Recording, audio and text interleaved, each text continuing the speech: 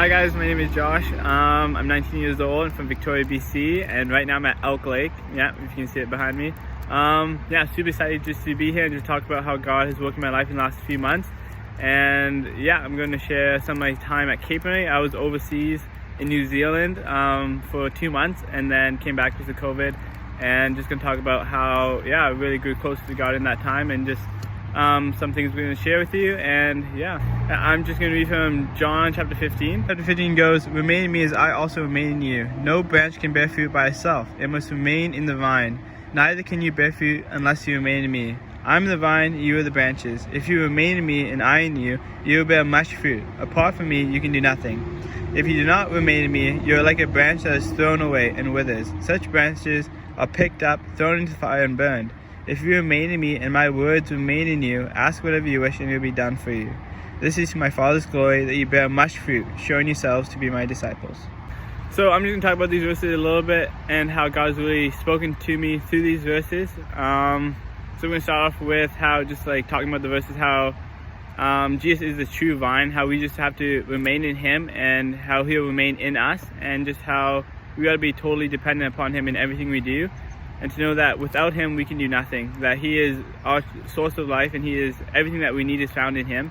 So going to Capernwray, I had definitely some doubts and some thoughts that I definitely wasn't trying to give over to the Lord, but trying to do on my own strength. So God really showed me just to give them over to him and let him work on me as he pleases, to let him shape and mold me. So definitely God helped me to surrender over some things and to give them over to him and to depend upon him.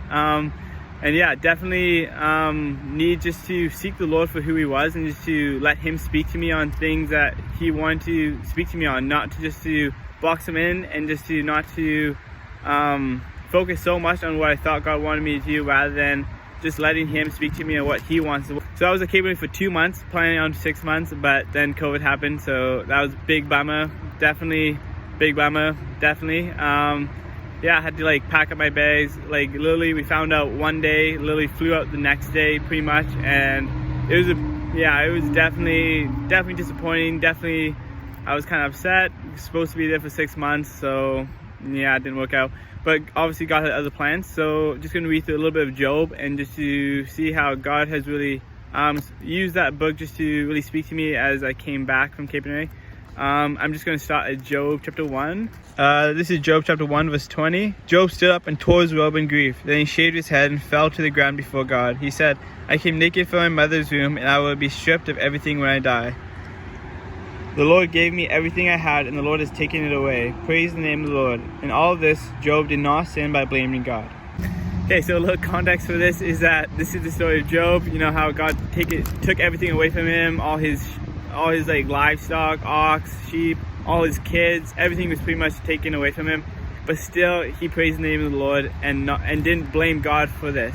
So I thought, dang, that's pretty amazing. Because here I am coming home from Capernwray to Victoria and getting mad at God for just a little change of plans, rather than Job here is literally lost everything and he still praised God. So that was definitely convicting for me, and just also really cool to see how Job served God for who he was, not for all the things that God had blessed him with, all the things that God gave in him. Even though he was a wealthy man, when everything was taken away from him, he didn't serve God just because of that. He served God because of who he was and how good he was, and just for who he was. And that was something that God really showed me at Capernwray as well, just to serve God for who he is, and just to serve him, just to be with him, and just to know him on a personal level, to know his voice, and just to have a relationship with him, and just to know him as God. Okay, we're just going to take a short intermission break. You can stretch if you want.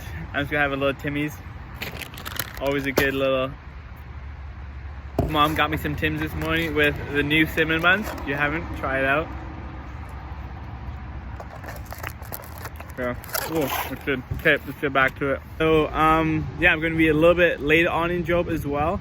Job chapter 13.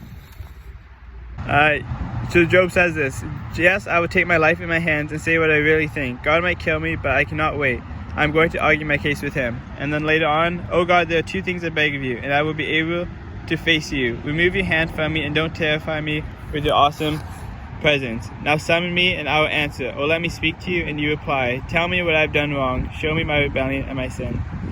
So yeah, this is, I just want to talk about this because Job was like in deep anguish, right? He had boils, he was suffering, like, but he was not having a good time. So he was in deep anguish, and he cried out to God and just told him what he really thought. Like, he even argued with God a little bit. And I just want to encourage you how just to be honest with God with where you're at with yourself and where you're at with your faith with him, just to be honest with him and just to tell him what's really on your heart. Because I feel like before I haven't really been honest with him, really only told him what I thought he really wanted to hear and thought that would be good. But honestly, just be honest with him, just like David cried out in the Psalms. He literally told God everything that was going on. Even though God already knows, it's still good to be honest with him. So yeah, main point is to be honest with him. So so I'm just gonna move on to a little bit later on how after like Job pleads his case with God, how God responds to Job.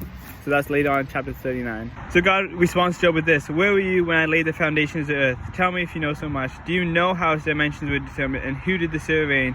What supports its foundations, and who laid its cornerstone?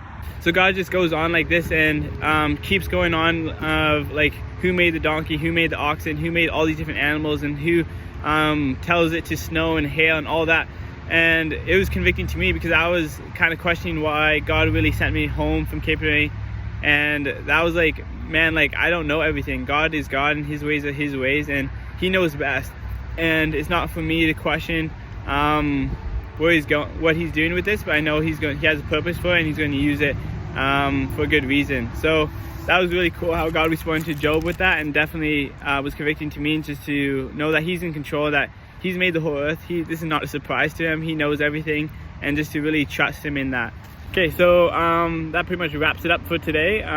But just encourage you just to be honest with God in anything, and just to surrender to him and know that he alone holds the victory and the power just to give life. And just to, if you look at the Old Testament, you can see that through all the battles, God just chose like even the weakest people, just to show that it was his strength that was doing the victory. It wasn't any of the man's strength or anything that we could do, but it was his strength that was doing the victory, that he holds the victory alone.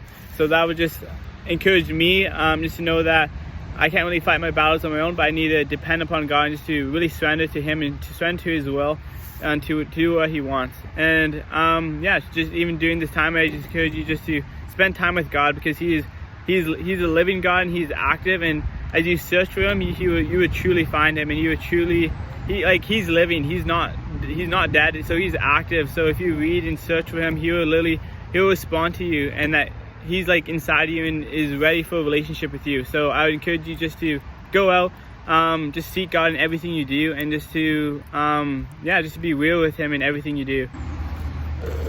So that wraps it up for today. If you guys should try out the cinnamon bun at Tim Hortons, they're really good.